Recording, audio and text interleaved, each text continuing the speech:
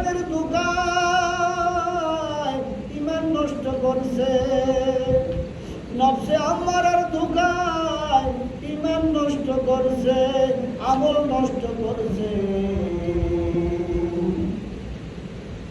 এই যে ধর্ম নিয়ে যারা রাগ করে তাদের ঈমান নষ্ট হয়। এগুলো বলা হয়েছে রাগ মানুষের ঈমান নষ্ট করে। কোন রাগ? ধর্ম নিয়া, হ্যাঁ, ধর্ম নিয়া, কোরআন নিয়া, মসজিদ নিয়া, মাদ্রাসা নিয়া যারা নাকি বিদ্বেষী করে তখন তাদের ঈমান থাকে না, ঈমান নষ্ট হয়ে যায়। আল্লাহ পাক আমাদেরকে আল্লাহর প্রেম, হ্যাঁ, ধর্মের প্রেম, নবীর প্রেম, সুন্নতের প্রেম, হাদিসের প্রেম আল্লাহ যেন আমাদের প্রত্যেকের দিলের মধ্যে দান করে। সকলে বলেন আওয়াজ দিয়ে আমিন। আমিন। আল্লাহ তুমি সকলকে ঈমানে কামেল দান করো।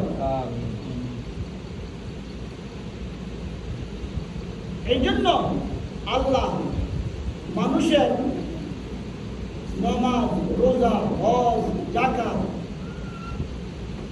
এই যে কোরবানি করছি, কোরবানি যদি নিয়ত সহি না থাকে হবে না।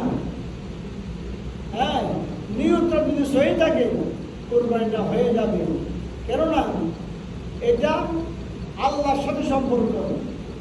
আল্লাহর বান্দা যদি নিয়তটা যদি আল্লাহ যেভাবে হুকুম করেছেন, হ্যাঁ, সেইভাবে হুকুমটা যদি আমরা পালন করি, গোশতটা আমাদের খাওয়া হবেই। হ্যাঁ, আমরা তো এটা ভক্ষণ করব, খাবো, কিন্তু ওই যে নিয়তটা খারাপ কইরা, নিয়তটা খারাপ কইরা পুরোটারে নষ্ট কইরা এরপরে খাইয়া লাভ থাকে সব তো ভাই না।